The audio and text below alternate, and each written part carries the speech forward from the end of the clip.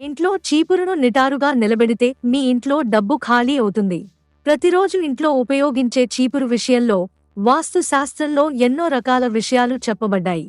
అయితే తెలిసి తెలియకుండా ఈ చీపురు విషయంలో కొన్ని రకాల తప్పులు చాలామంది చేస్తూ ఉంటారు.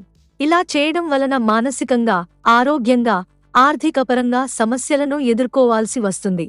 మనం ఇంటి నిర్మాణానికి ఇంట్లో పెట్టుకునే వస్తువులు ఏ విధంగా అయితే వాస్తు నియమాలను పాటిస్తామో అదే విధంగా ఇంట్లో చీపురు విషయంలో కూడా కొన్ని వాస్తు నియమాలు పాటించాలి. అయితే చీపురును మహాలక్ష్మి స్వరూపంగా భావిస్తారు. అలాంటి చీపురును ఎప్పుడు పడితే అప్పుడు ఇంటికి తీసుకురాకూడదు. ఇక చీపురును ఎక్కడ పడితే అక్కడ కూడా ఉంచకూడదు. చీపురును ఈశాన్యం మూల, ఆగ్నేయం మూలలో పొరపాటున కూడా ఉంచకూడదు. ఇక నైరుతి, వాయువ్య మూలలో చీపురును కనిపించకుండా పెట్టాలి. చీపురు విషయంలో ఇంకా ఎలాంటి జాగ్రత్తలు తీసుకోవాలో ఇప్పుడు తెలుసుకుందాం. పాత చీపురు పాడైపోయినప్పుడు చీపురును కొనుగోలు చేయాలనుకునేవారు ఎప్పుడు పడితే అప్పుడు కొత్త చీపురును కొనుగోలు చేయకూడదు.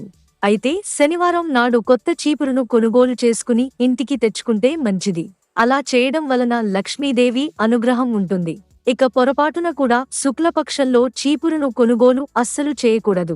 కేవలం కృష్ణపక్షంలో మాత్రమే చీపురును కొనుగోలు చేయాలని సూచిస్తున్నారు.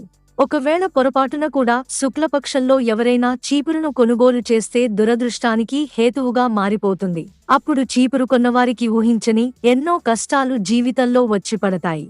అంతేకాకుండా శుక్రవారం నాడు, మంగళవారం నాడు, మహాలయ పక్షం సమయాల్లో అంటే భాద్రపద మాసంలోని పౌర్ణమి నుండి అమావాస్య రోజుల్లో చీపురును కొనుగోలు చేయడం ఏ విధంగానూ కూడా మంచిది కాదు. కాబట్టి పొరపాటున కూడా చీపురుకు సంబంధించిన తప్పులు అస్సలు చేయకూడదు. అలా చేయడం వలన ధనవంతుల నుండి పేదరికం పట్టడానికి ఎక్కువ సమయం పట్టదు. కాబట్టి చీపురును కొనుగోలు చేసే విషయంలో ఖచ్చితంగా జాగ్రత్తలు పాటించాలి.